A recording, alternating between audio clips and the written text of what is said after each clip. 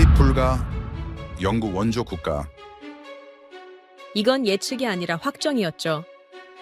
1950년에 한국은 살아남을 조건을 하나도 갖추지 못한 나라였습니다. 그래서 세계는 고민하지 않았습니다. 답은 이미 나와 있다고 생각했으니까요. 그런데 말입니다. 그 확정 이후의 이야기가 전혀 다르게 흘러갔다면 우리는 지금 무엇을 다시 봐야 할까요? 이 나라의 진짜 시작, 지금부터 차근히 들여다보겠습니다. 지금부터 그 놀라운 현장 속으로 들어가 보시죠. 미국에서 날아온 충격적인 이야기. 바로 시작합니다. 그리고 지금 어디에서 시청하고 계신지 댓글로 남겨주세요. 여러분의 이야기도 듣고 싶습니다. 그 전에 잠깐 1초 만에 누를 수 있는 좋아요 버튼을 꾹 눌러주시면 영상 제작에 큰 힘이 됩니다. 그럼 바로 사연 시작하겠습니다. 만약 나라가 망하면 어떻게 될까요? 도망칠까요? 아니면 싸울까요? 그런데 말입니다. 정답은 둘 다 아니었습니다. 그들은 오히려 학교를 지었는데 그 숫자가 무려 5,000개였습니다. 믿기 어렵죠? 안녕하세요. 제 이름은 비비안 로웬입니다. 사회과학으로 세상을 분석해왔지만 한 나라만큼은 모든 공식을 처참히 깨버렸습니다. 그날 헨리 콜먼 교수님이 스크린을 켰을 때 삼성과 SK 하이닉스라는 두 기업이 세계 인공지능 산업을 움직이고 있었거든요. 1950년 전쟁 폐허였던 그 나라가 말이에요. 그 나라 이름은 대한민국이었습니다. 하버드 대학교 사회과학부 마지막 강의실은 묘한 긴장감으로 가득했습니다. 헨리 콜먼 교수님은 20년 넘게 비교사회학을 가르쳐온 분인데 학생들 사이에서는 냉철한 분석가로 유명했어요.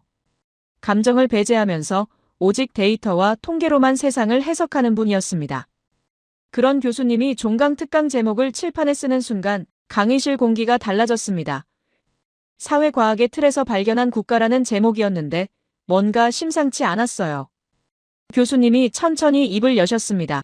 오늘 강의는 여러분이 지난 3년간 배운 모든 이론이 흔들리는 시간이 될 거라고 하시면서 경제발전 모델도 산업화 이론도 심지어 국가 경쟁력 분석, 틀조차 무너질 수 있다고 경고하셨습니다. 학생들은 서로 눈치를 보기 시작했는데 대체 어떤 나라가 사회과학 이론 전체를 뒤흔들 수 있단 말입니까? 스크린에 첫 번째 슬라이드가 떴습니다. 2027년이라는 연도와 함께 HBM4라는 약자가 크게 나타났어요. 교수님이 설명하기 시작했고 HBM4란 초고속 대역폭 메모리 4세대를 뜻하는 것으로 쉽게 말하면 인공지능 반도체의 두뇌 역할을 하는 특수 메모리라고 했습니다. 인공지능이 복잡한 계산을 하려면 엄청난 양의 데이터를 순식간에 처리해야 하는데 바로 그 핵심 부품이 HBM이라는 겁니다. 컴퓨터 본체에 들어가는 램 메모리를 생각하면 되는데 속도와 용량이 기존 제품과는 비교도 안 되는 수준이라고 하셨어요. 그런데 교수님의 다음 말이 충격이었습니다. 2027년부터 본격적으로 열릴 HBM4 시장에서 전 세계 공급을 담당하는 기업이 단 2곳뿐이라고 하시면서 그것도 같은 나라 기업이라는 겁니다. 미국도 아니고 중국도 아니며 일본도 아닌 대한민국의 삼성전자와 SK 하이닉스였습니다. 점유율이 100%라는 말에 강의실이 술렁이기 시작했어요. 교수님이 다음 슬라이드를 넘기셨습니다. 엔비디아라는 이름이 나타났는데 인공지능 칩을 만드는 세계 최대 기업이라고 설명하셨습니다. 2027년 하반기에 나올 루빈이라는 차세대 인공지능 가속기에 들어가는 메모리가 바로 한국산 HBM4라는 겁니다. 인공지능 가속기란 말 그대로 인공지능의 계산 속도를 수백 배 빠르게 만들어주는 특수칩인데 이게 없으면 챗봇도 이미지 생성도 자율주행도 모두 불가능하다고 하셨어요. 그 다음 슬라이드에는 구글의 TPU 8세대가 나타났습니다. TPU란 구글이 만든 인공지능 전용 칩인데 검색과 번역, 음성인식 같은 서비스를 처리하는 핵심 장치라고 설명하셨어요. 이어서 아마존의 트레이니움 4세대가 나왔는데 이건 아마존이 자체 개발한 인공지능 학습용 칩이라고 했습니다. 마지막으로 마이크로소프트의 마이아 300이라는 칩도 등장했는데 이 모든 제품에 공통점이 하나 있었습니다. 전부 한국 기업이 만든 HBM4를 사용한다는 사실이었어요. 교수님이 잠시 말을 멈추고 학생들을 둘러보셨습니다. 그리고는 질문을 던지셨어요. 만약 한국 두 기업이 HBM4 공급을 중단하면 어떻게 되겠냐고 물으시면서 대답은 간단했습니다. 세계 모든 인공지능 산업이 멈춘다는 겁니다.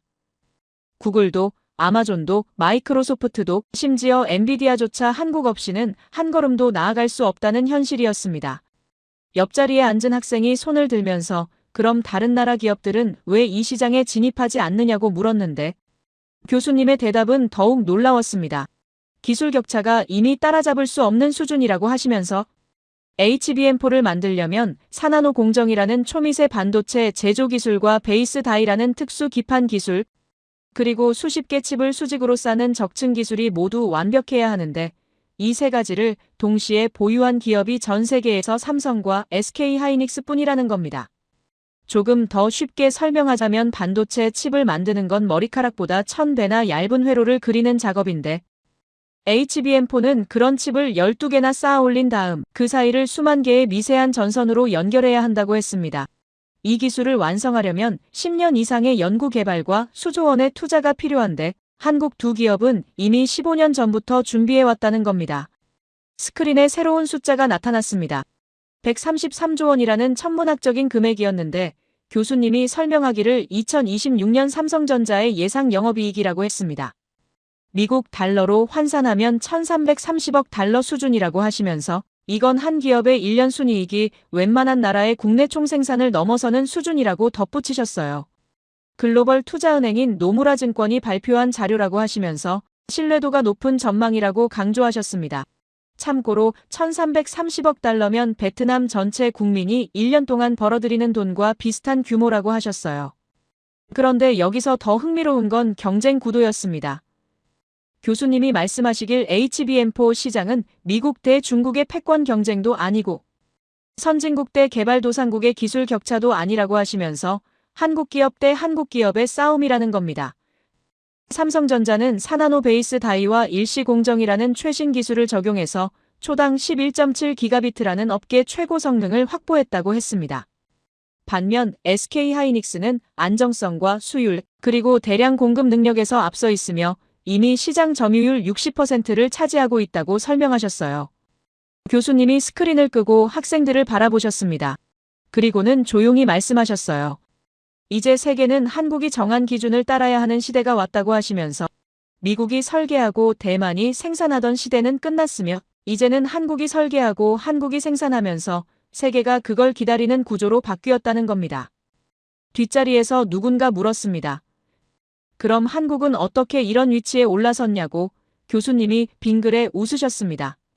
바로 그게 오늘 강의의 핵심이라고 하시면서 이 이야기를 이해하려면 1950년으로 가야 한다고 말씀하셨어요. 전쟁으로 모든 게 사라진 그 시점으로 돌아가야만 지금의 한국을 이해할 수 있다는 겁니다.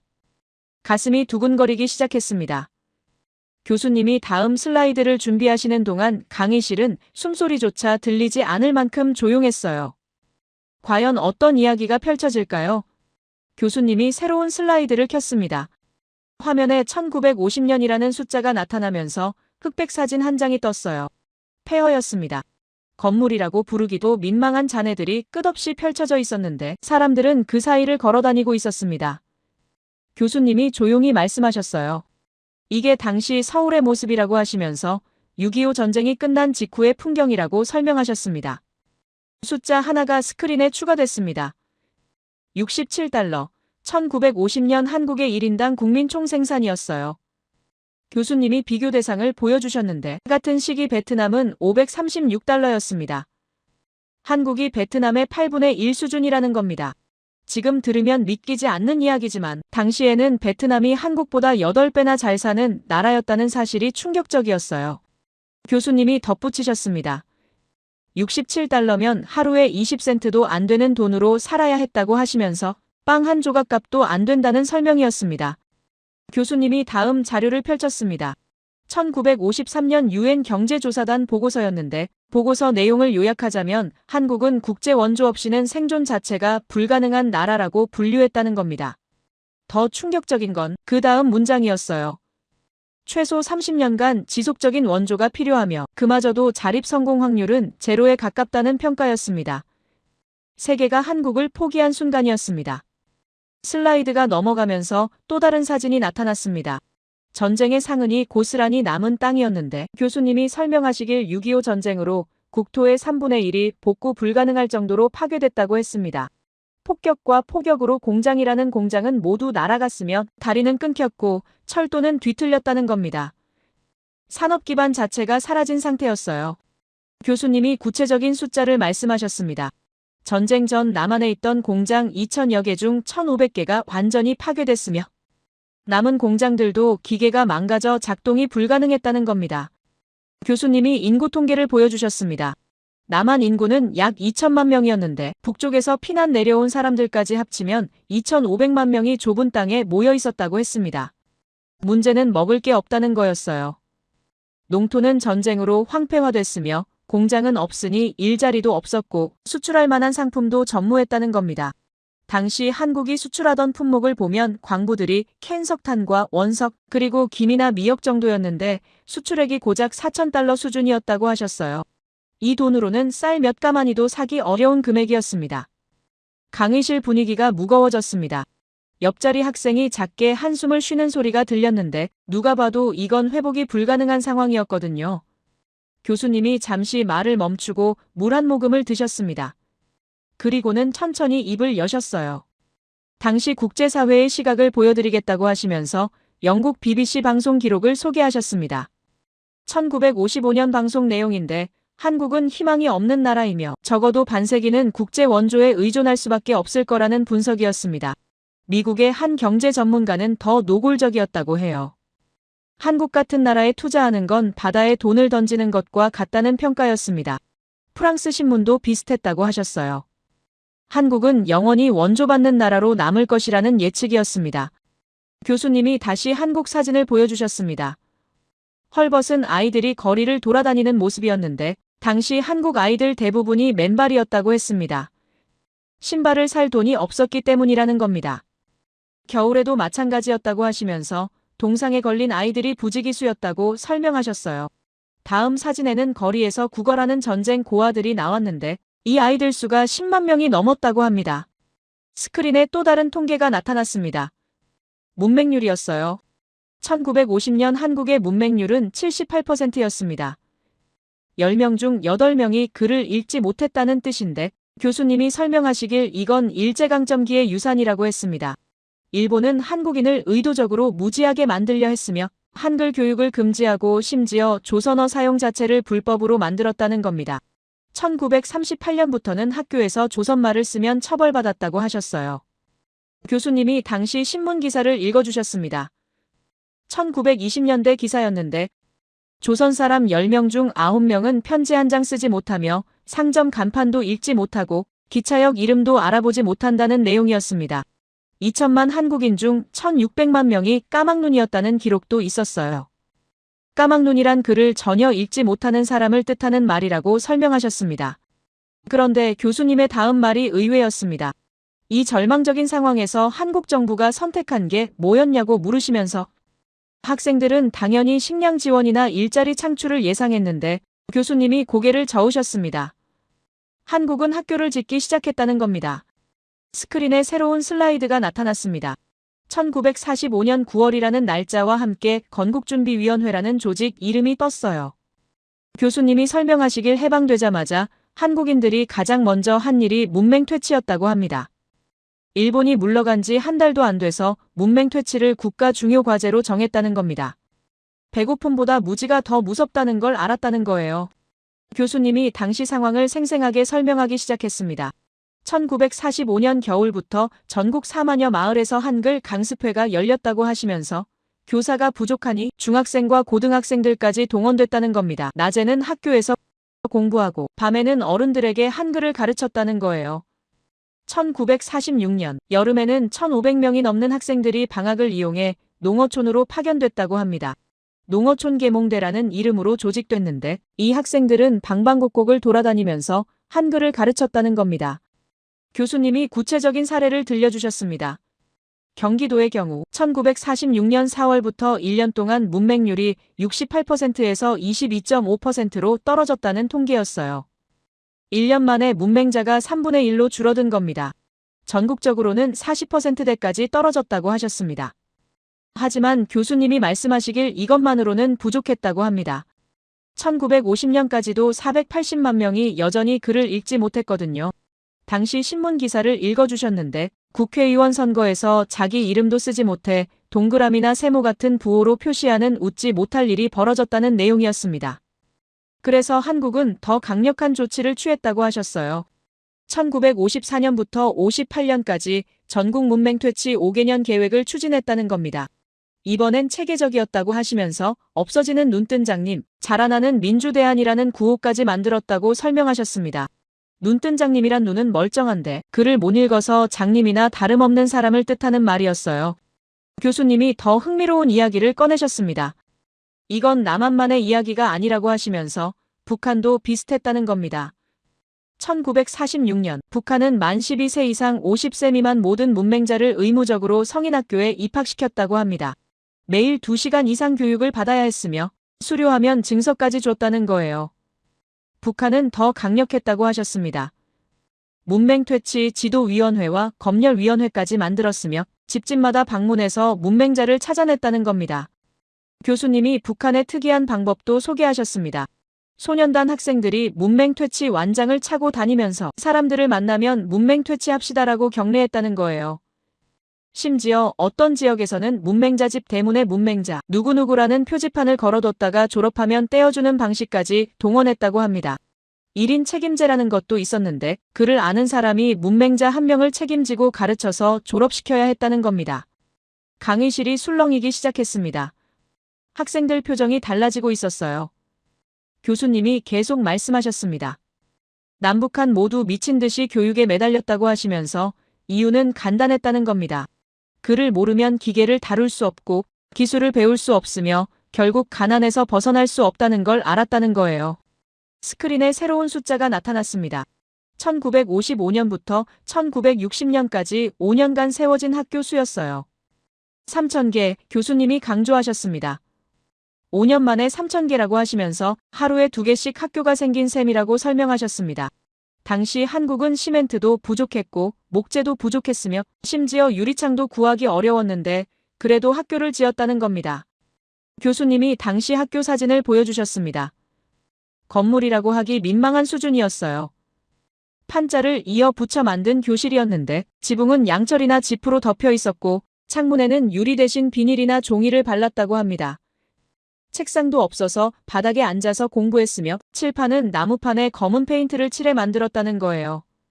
교과서도 부족해서 한 권을 여러 명이 돌려봤다고 하셨습니다. 하지만 결과는 놀라웠습니다.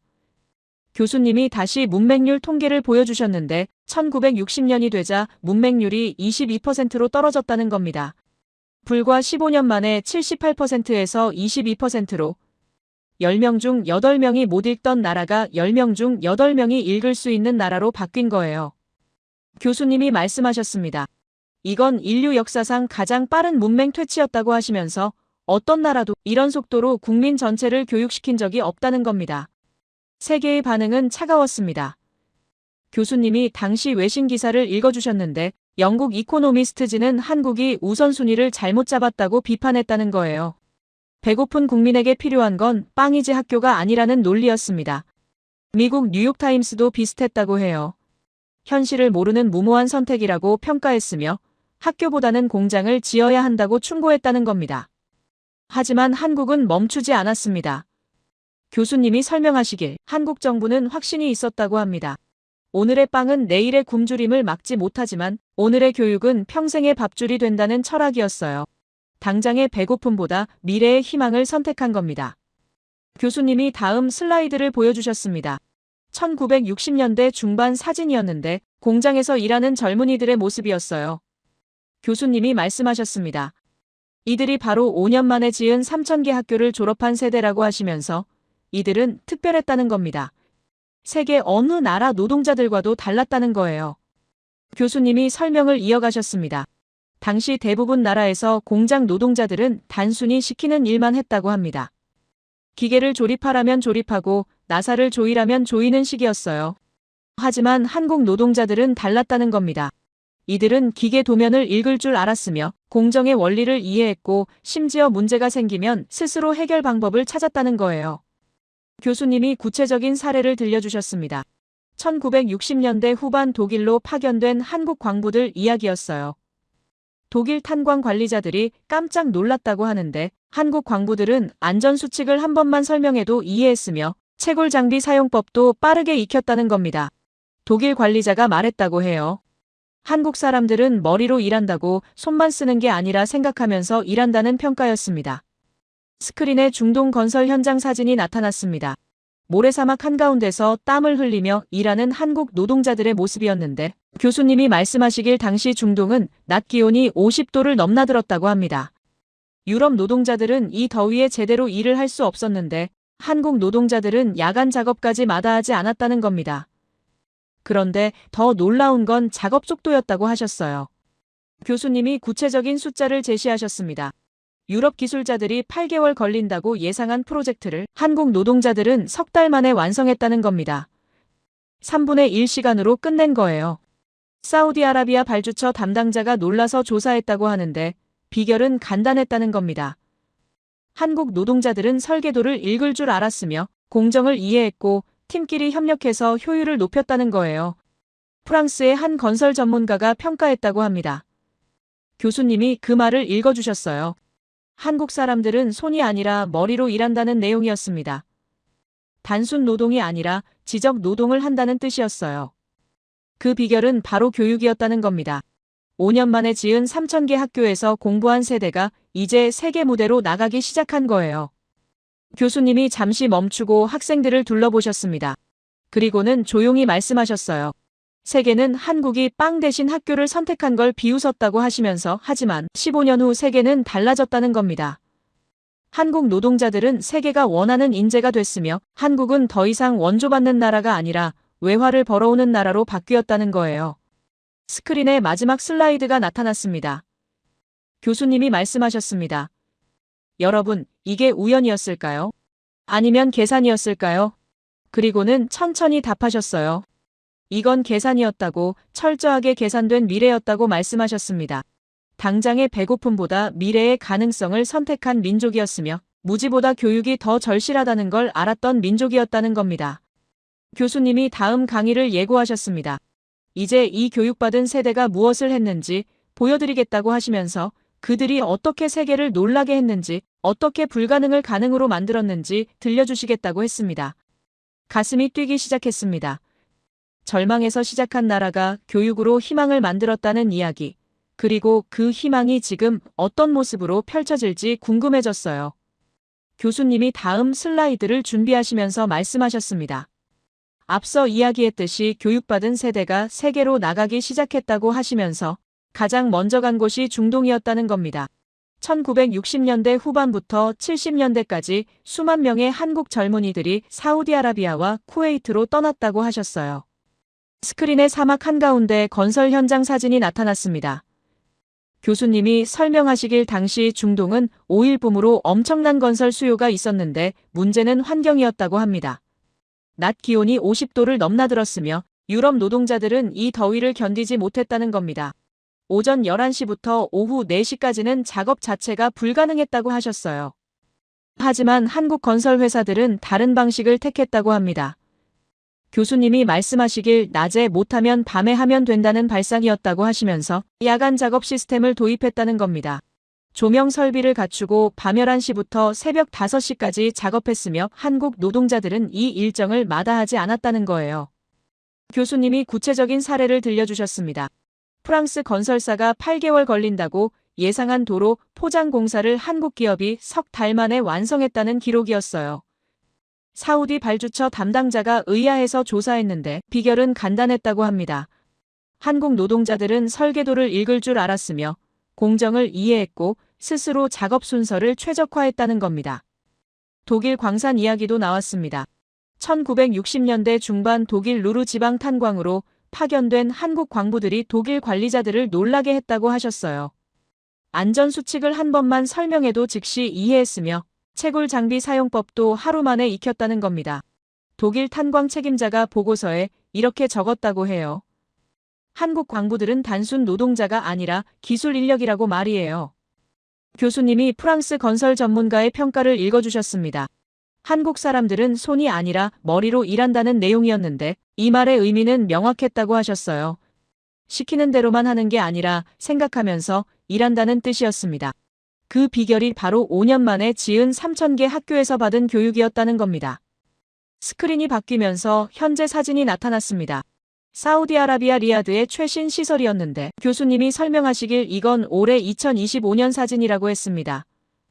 한국 기업들이 사우디에 스마트팜 기술을 이전하고 있다는 내용이었어요. 교수님이 자료를 읽어주셨습니다.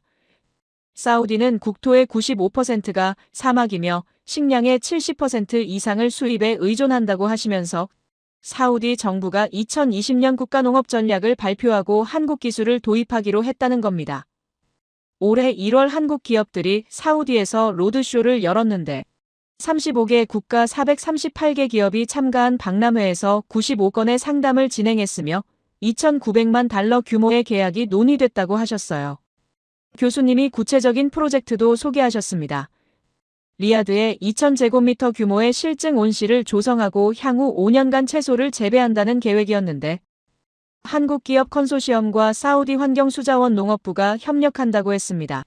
60년 전 사막에서 땀 흘리던 한국 노동자들의 후손이 이제는 사막을 농장으로 바꾸는 기술을 전수하고 있다는 거예요. 그때 뒷좌석에서 손이 올라갔습니다. 동양계 학생이었는데 일본 억양이 섞인 영어로 질문했어요. 제 이름은 요시다라고 하면서 교수님께 자료 하나를 제출하고 싶다고 했습니다. 교수님이 허락하시자 요시다가 서류를 꺼냈습니다. 요시다가 말하기 시작했습니다. 한국의 발전이 인상적이긴 하지만 맥락을 놓치면 안 된다고 하면서 자기가 가져온 일본 경제연구소 자료를 보면 한국의 초기 산업화는 일제강점기 인프라 덕분이었다는 주장이 있다는 겁니다. 일본이 건설한 철도와 공장, 그리고 기술교육 시스템이 토대가 됐다는 분석이라고 했어요. 강의실이 조용해졌습니다. 교수님은 침착하게 요시다의 자료를 받아보셨어요. 그리고는 천천히 고개를 끄덕이시면서 흥미로운 자료라고 말씀하셨습니다. 하지만 몇 가지 사실을 짚고 넘어가야 할 것 같다고 하시면서 스크린을 다시 켜셨습니다. 교수님이 통계 자료를 보여주셨습니다. 일제강점기 말기인 1945년 한국인 문맹률이 78%였다는 숫자였어요. 교수님이 설명하시길 일본은 한국인에게 기술 교육을 시킨 게 아니라 의도적으로 무지하게 만들었다고 하시면서 1938년부터는 학교에서 한글 사용 자체를 금지했다는 겁니다. 교수님이 계속 말씀하셨습니다. 일본이 건설한 철도와 공장은 맞지만 그건 한국인을 위한 게 아니었다고 하시면서 한국에서 생산한 쌀과 자원을 일본으로 실어 나르기 위한 시설이었다는 겁니다. 실제로 1945년 해방 당시 남한에 남아있던 공장 대부분이 가동 불가능 상태였으며 기술자는 거의 전부 일본인이었다고 하셨어요. 요시다가 다시 손을 들려고 했는데 제가 먼저 질문했습니다. 메모하던 손을 멈추고 물었어요. 그렇다면 일본 자료에서 주장하는 기술 이전은 구체적으로 무엇을 말하는 건가요? 교수님이 대답하셨습니다. 아마도 일부 기술학교를 언급하는 것 같다고 하시면서 하지만 그 학교 졸업생 중 한국인은 극소수였으며 대부분 단순 노동훈련에 그쳤다고 설명하셨어요. 교수님이 결정적인 자료를 보여주셨습니다. 1945년과 1960년 산업 생산량 비교표였는데 해방 직후 산업 생산량이 일제강점기 말기의 4분의 1 수준으로 추락했다는 통계였습니다. 만약 일본이 산업 기반을 물려줬다면 이런 일이 가능하겠냐고 반문하셨어요. 오히려 일본은 철수하면서 기계를 파괴하거나 가져갔으며 기술 문서도 남기지 않았다는 겁니다. 요시다의 얼굴이 굳어졌습니다. 교수님은 담담하게 말씀을 이어가셨어요.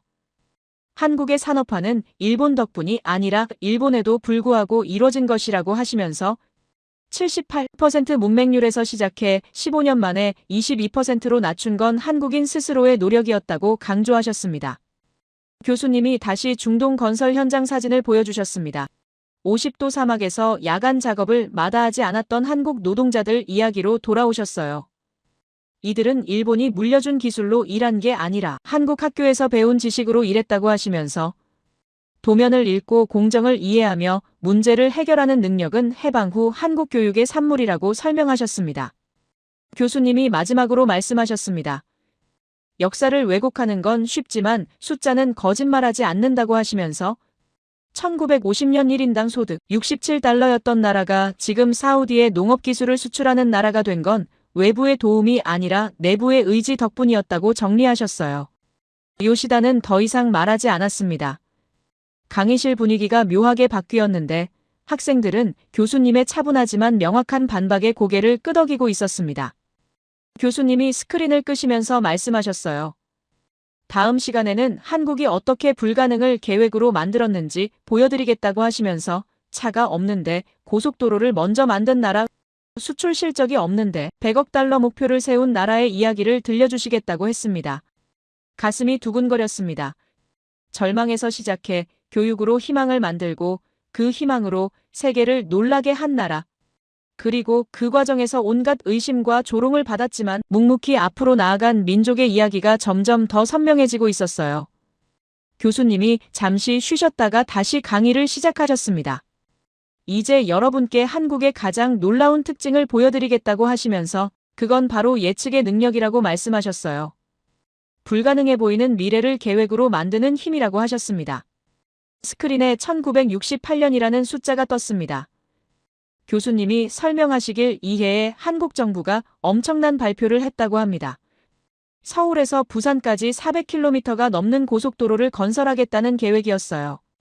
문제는 당시 한국의 자동차 보유 대수였다고 하셨습니다. 다음 슬라이드에 숫자가 나타났습니다. 3만 대, 군용차까지 포함한 전체 자동차 수였는데 교수님이 비교 대상을 보여주셨어요. 같은 시기 미국은 1억 대가 넘었으며 일본도 1000만 대를 넘어서고 있었다는 겁니다. 한국은 그들의 1000분의 1, 100분의 1 수준이었습니다. 교수님이 당시 외신 반응을 읽어주셨습니다.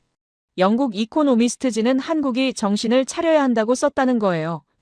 차도 없는데 고속도로는 왜 만드느냐는 조롱이었습니다. 미국 뉴욕타임스도 비슷했다고 해요. 필요 없는 사업에 국가 예산을 낭비한다는 비판이었으며 차라리 그 돈으로 공장을 짓거나 항만을 확충하라는 충고였다고 하셨습니다. 프랑스 르몽드 신문은 더 신랄했다고 합니다. 한국은 우선순위를 완전히 잘못 잡았으며 이건 가난한 사람이 집도 없으면서 자가용 차고를 먼저 짓는 것과 같다는 비유였어요. 일본 언론들도 한 목소리로 시기상조라고 평가했다는 겁니다. 하지만 한국 정부의 생각은 달랐습니다. 교수님이 당시 정부 발표문을 읽어주셨는데 도로가 있어야 차가 생긴다는 논리였어요. 차가 있어서 도로를 만드는 게 아니라 도로를 만들면 차가 생긴다는 발상이었습니다. 세계가 웃었다고 하셨어요. 말도 안 되는 논리라고 비웃었다는 겁니다. 교수님이 설명을 이어가셨습니다. 하지만 한국은 이미 경험이 있었다고 하시면서 학교를 먼저 지었더니 기술 인력이 생겼다는 선례가 있었다는 겁니다. 빵이 없을 때 학교를 지어서 미래를 만들었던 경험이 이번에도 적용됐다는 거예요. 스크린에 공사 현장 사진이 나타났습니다. 1968년 2월 경부고속도로 착공식이었는데 교수님이 말씀하시길 당시 한국에는 고속도로를 건설해본 경험이 전무했다고 합니다. 기술도 없었고 장비도 부족했으며 심지어 아스팔트도 대부분 수입해야 했다는 겁니다. 하지만 한국은 해냈습니다. 교수님이 타임라인을 보여주셨는데 1968년 2월 착공해서 1970년 7월 완공됐다는 기록이었어요. 2년 5개월 만에 416km를 뚫은 겁니다. 교수님이 강조하셨습니다. 당시 기준으로 이건 불가능한 속도였다고 하시면서 유럽에서 비슷한 길이의 고속도로를 만드는데 평균 5년에서 7년이 걸렸다는 겁니다. 어떻게 가능했냐고 누군가 물었습니다. 교수님이 대답하셨어요. 온 국민이 달라붙었다고 하시면서 하루 최대 10만 명이 공사장에 투입됐으며 밤낮으로 작업했다는 겁니다. 여기서 또 교육의 힘이 발휘됐다고 하셨어요. 공사 인력 대부분이 학교를 졸업한 세대였으며 이들은 측량기구를 다룰 줄 알았고 설계도를 이해했으며 안전수칙을 지켰다는 겁니다. 교수님이 잠시 말을 멈추고 학생들을 둘러보셨습니다. 그리고는 조용히 말씀하셨어요. 여기서 중요한 건 단순히 도로를 만든 게 아니라는 겁니다. 한국은 정신을 심었다고 하시면서 불가능을 가능으로 만드는 정신, 미래를 미리 준비하는 정신을 국민 전체에게 각인시켰다는 거예요. 교수님이 설명을 이어가셨습니다. 이 정신의 뿌리가 어디냐고 물으시면서 바로 위기의식이라고 답하셨어요. 한국은 지정학적으로 늘 위험에 노출된 나라였다고 하시면서 북쪽으로는 공산권, 남쪽으로는 바다, 자원도 없고 땅도 좁고 인구는 많았다는 겁니다. 이런 나라가 살아남으려면 한 가지 방법밖에 없었다고 하셨어요. 남들보다 먼저 준비하는 것이라고 말씀하셨습니다. 스크린에 새로운 자료가 나타났습니다. 1970년대 한국의 수출 목표였는데 교수님이 설명하시길 1970년 당시 한국의 수출액은 10억 달러도 안 됐다고 합니다. 그런데 정부가 발표한 목표는 1980년까지 100억 달러 수출이었다고 하셨어요. 10배를 늘리겠다는 계획이었습니다. 세계의 반응은 예상 가능했습니다. 교수님이 당시 언론 기사를 읽어주셨는데 비현실적인 목표라는 평가가 대부분이었다고 해요. 국제통화기금 분석가는 한국이 환상에 빠져 있다고 평가했으며 세계은행 보고서는 목표 달성 확률을 5% 미만으로 예측했다는 겁니다. 하지만 결과는 놀라웠습니다. 교수님이 다음 슬라이드를 넘기셨는데 1977년 12월 21일이라는 날짜가 나타났어요. 한국이 100억 달러 수출을 달성한 날이었다고 하시면서 목표 시점보다 3년이나 앞당긴 성과였다고 강조하셨습니다. 9년 만에 10배 성장을 이뤄낸 겁니다. 교수님이 설명하셨습니다. 이게 가능했던 건 경부고속도로 덕분이었다고 하시면서 도로가 완성되자 공장들이 고속도로 주변에 들어서기 시작했으며 물류 비용이 절반으로 줄었고 수출 경쟁력이 급격히 높아졌다는 겁니다. 도로가 차를 만들었다는 예측이 적중한 거예요. 교수님이 더 깊은 분석을 하셨습니다. 한국인들에게는 독특한 정신이 있다고 하시면서 나라가 망하면 안 된다는 절박함이라고 설명하셨어요. 이 정신이 오늘날에는 기술이 무너지면 안 된다. 꾸준히 성장해야 한다는 마음가짐으로 이어졌다는 겁니다. 물론 모든 나라가 이런 생각을 갖고 있지만 한국이 특별한 건 이게 단순한 생각이 아니라 행동으로 증명됐다는 사실이라고 하셨어요. 교수님이 역사를 되짚으셨습니다. 한국은 수천 년간 주변 강대국에 둘러싸여 있었다고 하시면서 중국, 일본, 러시아 사이에서 늘 위협받았지만 한 번도 스스로를 포기한 적이 없다는 겁니다. 임진왜란 때도 일제강점기 때도 6.25 전쟁 때도 끝까지 버텼으며 오히려 위기가 올 때마다 더 강해졌다는 거예요. 교수님이 구체적인 예를 들려주셨습니다. 임진왜란 당시 이순신 장군이 12척의 배로 133척을 물리쳤다는 기록을 언급하시면서 이건 단순한 전투 승리가 아니라 절대 포기하지 않는 정신의 상징이라고 하셨어요. 일제강점기 35년 동안에도 한글을 지켰으며 독립운동을 멈추지 않았다는 겁니다. 교수님이 말씀을 이어가셨습니다. 이 정신이 현대에도 그대로 이어졌다고 하시면서 1950년 폐허에서도 학교를 지었고 1968년 차도 없는데 고속도로를 만들었으며 1970년대에는 불가능한 수출 목표를 현실로 만들었다는 겁니다. 이 모든 게 위기를 기회로 바꾸는 DNA 덕분이었다고 하셨어요. 교수님이 더욱 중요한 이야기를 꺼내셨습니다. 한국의 또 다른 특징은 이기심이 아니라 우리라는 마음가짐이라고 하시면서 경부고속도로를 만들 때 온 국민이 달라붙었고 중동 건설 현장에서 번 달러를 개인이 챙기지 않고 나라로 송금했으며 수출 목표를 달성하기 위해 기업들이 서로 경쟁하면서도 협력했다는 겁니다. 교수님이 최근 사례도 언급하셨습니다. 2025년 사우디에 스마트팜 기술을 이전할 때도 한국 기업들은 컨소시엄을 구성해서 함께 갔다고 하시면서 한 기업이 독점하지 않고 여러 기업이 힘을 합쳐 사우디 사람들을 진심으로 돕겠다는 자세였다는 겁니다. 이익만 추구했다면 불가능한 태도라고 하셨어요. 교수님이 정리하셨습니다. 한국의 예측 능력은 단순히 미래를 맞히는 게 아니라고 하시면서 미래를 만드는 능력이라고 설명하셨어요. 도로가 없으면 만들고 기술이 없으면 배우고 시장이 없으면 개척하는 정신이라는 겁니다. 이 정신의 뿌리는 조상들로부터 물려받은 불굴의 의지였으며 나라를 지키기 위해서라면 불가능도 가능으로 만들었던 수천 년 역사의 산물이라고 하셨습니다. 강의실이 숙연해졌습니다. 학생들은 메모하는 손을 멈추고 교수님을 바라보고 있었어요. 저도 가슴이 뜨거워지는 걸 느꼈습니다. 단순히 경제 발전 이야기가 아니라 한 민족의 정신세계를 들여다보고 있다는 생각이 들었거든요. 교수님이 마지막으로 말씀하셨습니다. 이 DNA가 2025년 지금 어떻게 폭발하고 있는지 다음 시간에 보여드리겠다고 하시면서 반도체라는 새로운 전장에서 한국이 어떻게 세계를 장악했는지 그리고 그 뒤에 숨은 정신이 무엇인지 들려주시겠다고 했습니다. 저는 다음 이야기가 기다려졌습니다. 과거의 예측이 현재의 패권으로 어떻게 연결되는지 그 놀라운 이야기가 펼쳐질 거라는 예감이 들었어요. 교수님이 잠시 쉬셨다가 스크린을 다시 켰습니다. 이것 또한 맨 처음에 이야기했듯이 한국의 이야기는 여기서 끝이 아니라고 하시면서 오히려 지금부터가 진짜 놀라운 부분이라고 말씀하셨어요. 과거의 모든 선택이 어떻게 현재의 패권으로 이어졌는지 보여드리겠다고 하셨습니다. 스크린에 2025년이라는 숫자가 떴습니다. 교수님이 설명하시길 우리가 살고 있는 바로 지금 이 순간 한국은 세계 기술 패권의 중심에 서 있다고 하시면서 구체적인 자료를 보여주시겠다고 했어요. 첫 번째 슬라이드에는 HBM3라는 용어가 나타났는데 초고속 대역폭 메모리 3세대를 뜻한다고 설명하셨습니다. 교수님이 말씀하셨습니다. 현재 전 세계 인공지능 산업에서 사용되는 HBM3의 점유율을 보면 놀라운 사실이 드러난다고 하시면서 SK 하이닉스가 60%를 차지하고 있으며 삼성전자가 나머지 대부분을 담당한다는 겁니다. 합치면 거의 100%라고 강조하셨어요. 교수님이 구체적인 기업들을 나열하셨습니다. 엔비디아의 인공지능 가속기에 들어가는 메모리가 한국산이며 구글의 TPU 칩도 한국 메모리를 사용하고 아마존의 인공지능 서버도 마찬가지이며 마이크로소프트의 데이터 센터 역시 한국 메모리 없이는 작동하지 않는다는 겁니다. 교수님이 잠시 멈추고 말씀하셨어요. 이게 무엇을 의미하냐고 물으시면서 세계 인공지능 산업의 심장이 한국에 있다는 뜻이라고 설명하셨습니다. 강의실이 조용해졌습니다. 학생들은 이미 첫 시간에 들었던 이야기였지만 다시 듣는 순간 그 의미가 완전히 달라졌어요.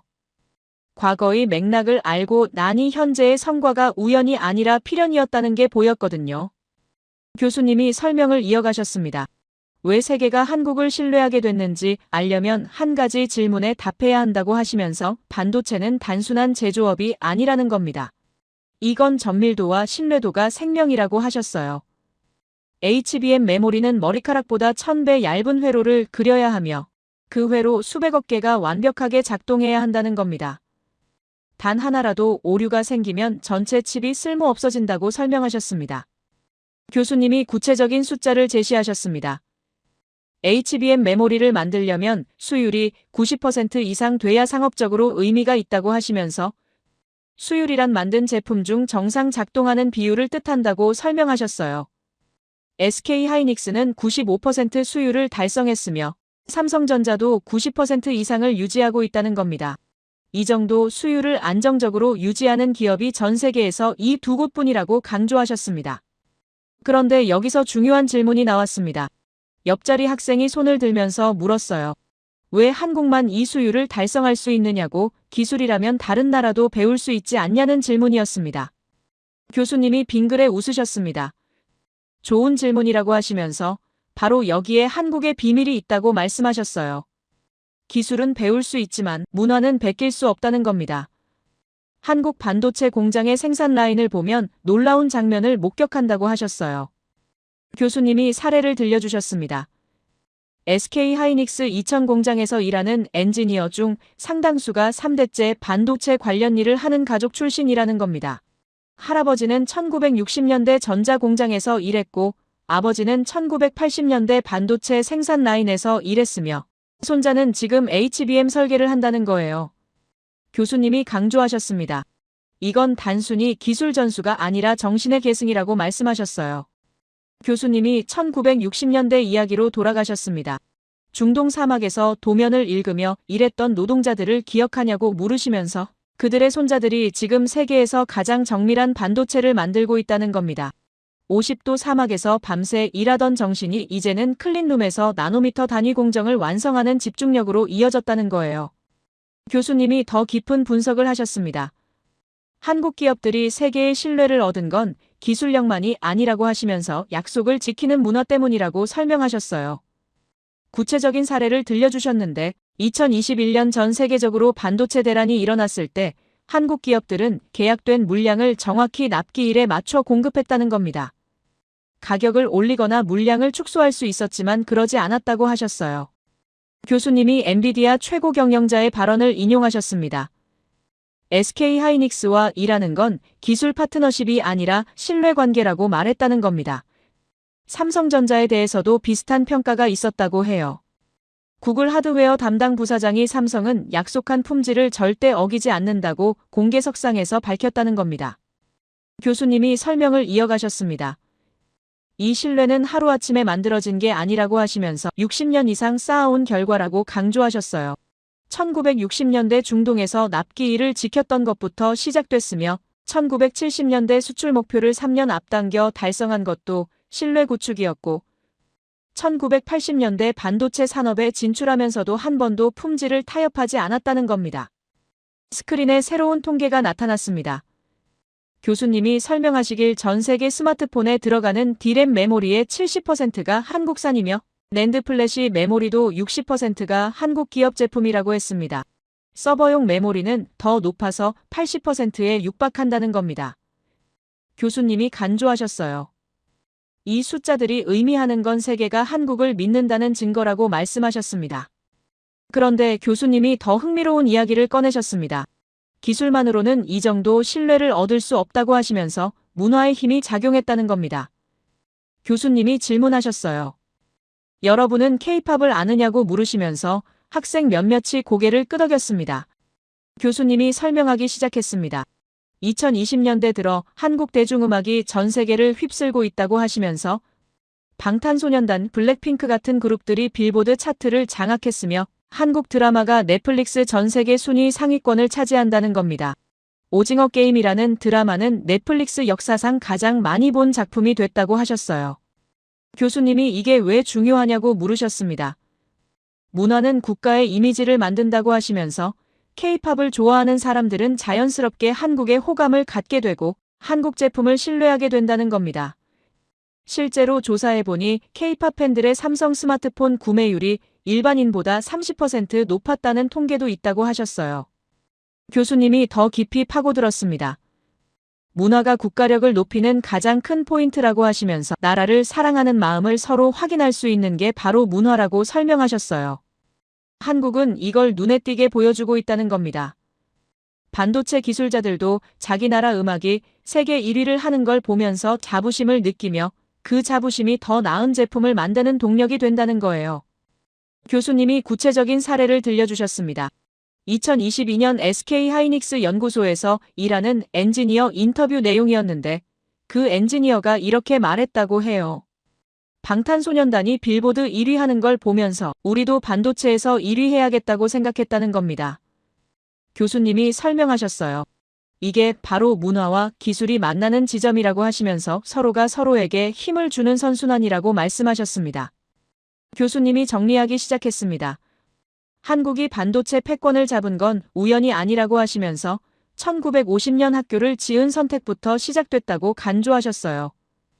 교육받은 세대가 중동에서 신뢰를 쌓았고 그 신뢰가 고속도로로 이어졌으며 고속도로가 수출 성장을 만들었고 수출 성장이 반도체 투자로 연결됐으며 반도체 성공이 다시 교육 투자로 돌아오는 순환 구조였다는 겁니다. 교수님이 마지막 슬라이드를 보여주셨습니다. 1950년부터 2025년까지 75년의 타임라인이었는데 각 시점마다 한국이 내린 선택들이 화살표로 연결돼 있었어요. 교수님이 말씀하셨습니다. 이 모든 선택이 하나로 이어진다고 하시면서 절망 속에서도 미래를 믿었고 불가능해 보여도 도전했으며 세계가 비웃어도 멈추지 않았다는 겁니다. 교수님이 조용히 말씀하셨어요. 그래서 지금 세계는 한국을 신뢰한다고 하시면서 인공지능 시대의 심장을 한국에 맡긴 이유가 바로 이 75년의 증명 때문이라고 설명하셨습니다. 단순히 기술이 좋아서가 아니라 믿을 수 있어서라는 거예요. 강의실 분위기가 숙연해졌습니다. 저는 가슴이 벅차올랐어요. 한 나라가 절망에서 시작해 신뢰의 정점에 오르기까지의 여정을 지켜본 기분이었거든요. 그리고 그 여정이 아직 끝나지 않았다는 걸 알았습니다. 교수님이 다음 시간을 예고하셨습니다. 그런데 말입니다. 이건 우연이 아니었다고 하시면서 한국이 어떻게 이 모든 걸 계산했는지 그 뒤에 숨은 진화의 공식을 바로해 보여주겠다고 말씀하셨어요. 헨리 콜먼 교수님은 지금까지 본 모든 이야기를 하나로 엮어보겠다고 하시면서 한국의 진화 공식을 정확히 분석해드리겠다고 말씀하셨어요. 스크린에 큰 도표가 나타났는데 3단계로 나뉘어 있었습니다. 설명이 시작됐습니다. 한국은 75년간 명확한 3단계 진화를 거쳤다고 하시면서 각 단계마다 핵심 전략이 달랐다는 겁니다. 첫 번째 슬라이드에 1단계가 나타났어요. 1950년부터 1970년까지 제목은 교육은 생존이었습니다. 이 시기 한국은 문맹률 78%에서 시작했으며 5년 만에 3,000개 학교를 지었고 15년 만에 문맹률을 22%로 낮췄다는 겁니다. 세계가 비웃었지만 한국은 확신했다고 하셨어요. 배움 없이는 미래도 없다는 철학이었다는 거예요. 당장의 배고픔보다 내일의 가능성을 선택한 시기였다고 정리하셨습니다. 두 번째 슬라이드가 나타났습니다. 2단계, 1970년부터 2000년까지 제목은 기술은 성장이었어요. 1단계에서 교육받은 세대가 이제 중동과 독일로 나가기 시작했다는 설명이 이어졌습니다. 도면을 읽는 노동자들이 세계를 놀라게 했으며 경부고속도로가 완성되면서 물류혁명이 일어났고 수출이 폭발적으로 증가했다는 겁니다. 구체적인 숫자가 제시됐습니다. 1970년 수출액 10억 달러에서 1977년 100억 달러로 증가했으며 이건 9년 만에 10배 성장이라고 간주하셨어요. 1980년대에는 반도체 산업에 진출했고 1990년대에는 디램 메모리 세계 1위를 차지했다는 겁니다. 교육이 기술로 전환되고 기술이 국가 성장의 엔진이 된 시기였다고 정리하셨습니다. 세 번째 슬라이드가 나타났습니다. 3단계, 2000년부터 2027년까지 제목은 신뢰는 패권이었어요. 이 시기 한국은 단순한 제조 강국을 넘어 기술 패권국으로 올라섰다고 하시면서 HBM 메모리 점유율 100%, K-팝 빌보드 석권, 드라마 넷플릭스 1위, 이 모든 게 신뢰를 바탕으로 이루어졌다는 겁니다. 핵심을 짚는 말이 이어졌습니다. 신뢰는 하루아침에 만들어지지 않는다고 하시면서 60년간 약속을 지켜온 결과라고 강조하셨어요.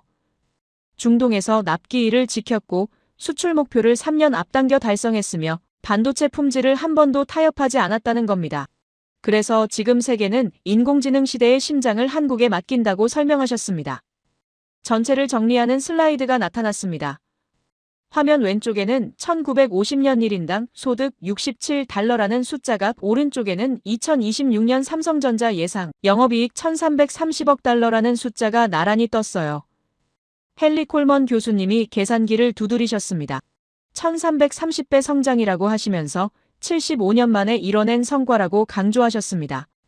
그때 뒷좌석에서 또 손이 올라갔습니다. 요시다였어요. 이번엔 더 준비된 듯 서류 뭉치를 꺼내 들었습니다. 말하기 시작했는데 한국의 발전이 인상적이긴 하지만 근본적인 사실을 놓치면 안 된다고 하면서 일본의 기술 이전과 자본 투자가 없었다면 이 모든 게 불가능했을 거라는 주장이었습니다. 요시다가 자료를 펼쳤습니다. 1965년 한일 국교 정상화 당시 일본이 제공한 경제 협력 자금이 5억 달러였으며 이 돈으로 포항제철이 건설됐고 경부고속도로 건설에도 일본 기술과 자금이 들어갔다는 내용이었어요. 결국 한국의 기적은 일본 덕분이라는 결론이었습니다. 강의실이 조용해졌습니다. 몇몇 학생들이 고개를 끄덕이는 것 같았어요. 하지만 헨리 콜먼 교수님은 침착하게 요시다의 자료를 받아보셨습니다. 그리고는 천천히 고개를 끄덕이시면서 흥미로운 관점이라고 말씀하셨어요. 하지만 몇 가지 숫자를 정확히 짚고 넘어가야 할 것 같다고 하시면서 새로운 슬라이드를 켜셨습니다. 화면에 나타난 건 1965년 한일 협정 내용이었는데 5억 달러라는 숫자가 맞지만 이건 무상 원조가 아니라 청구권 자금이었다는 설명이 나왔습니다. 일제강점기 35년간 약탈한 것에 대한 배상금 성격이었으며 실제로는 턱없이 부족한 금액이었다는 겁니다. 다음 슬라이드가 넘어갔습니다. 포항제철 건설 비용 분석이었는데 총 건설비 10억 달러 중 일본 차관은 3억 달러였으며 나머지 7억 달러는 한국이 자체 조달했다는 자료였어요. 게다가 일본 차관은 무상이 아니라 이자를 받는 상업차관이었으면 한국은 이를 전부 갚았다고 덧붙이셨습니다. 경부고속도로 이야기도 나왔습니다. 건설비 400억 원 중 일본 차관은 60억 원이었으며 기술 이전이라고 했지만 실제로는 일본 건설사들이 공사를 따낸 것뿐이었다는 분석이었어요. 도로 설계는 한국 기술자들이 했으며 시공도 한국 노동자들이 주도했다는 겁니다. 콜먼 교수님이 결정적인 자료를 보여주셨습니다. 1950년부터 1970년까지 한국이 받은 총 외국 원조액 통계였는데 미국이 60억 달러로 가장 많았으며 일본은 5억 달러로 전체의 8%에 불과했다는 겁니다. 그런데 75년 후 한국은 세계 10위권 경제대국이 됐으며 일본 경제를 추월하고 있다는 사실도 함께 제시됐어요. 말씀이 이어졌습니다. 만약 원조로 나라가 발전한다면 아프리카 국가들은 선진국이 됐어야 한다고 하시면서 지난 60년간 아프리카가 받은 원조가 1조 달러가 넘지만 여전히 가난한 이유가 뭐냐고 반문하셨어요. 원조는 씨앗일 뿐이며 그 씨앗을 어떻게 키우느냐가 진짜 실력이라는 설명이었습니다. 요시다의 얼굴이 굳어졌습니다. 하지만 콜먼 교수님은 담담하게 계속하셨어요. 한국의 성공은 외부 도움 덕분이 아니라 내부의 의지 덕분이었다고 정리하시면서 5억 달러를 1330억 달러로 만든 건 한국인의 땀과 지혜였다고 강조하셨습니다. 그리고는 더 중요한 이야기를 꺼내셨습니다. 한국의 진짜 힘은 조용함에 있다고 하시면서 한국은 힘을 과시하지 않는다는 겁니다. 설명이 이어졌어요. 반도체 패권을 잡았지만 다른 나라를 위협하지 않으면 K-팝이 세계를 석권했지만 문화제국주의를 하지 않고 기술 선진국이 됐지만 개발도상국을 무시하지 않는다는 겁니다. 구체적인 사례가 나왔습니다. 2025년 사우디에 스마트팜 기술을 이전할 때 한국 기업들은 기술료를 최소화했으며 현지 기술자 양성에 더 많은 투자를 했다는 내용이었어요.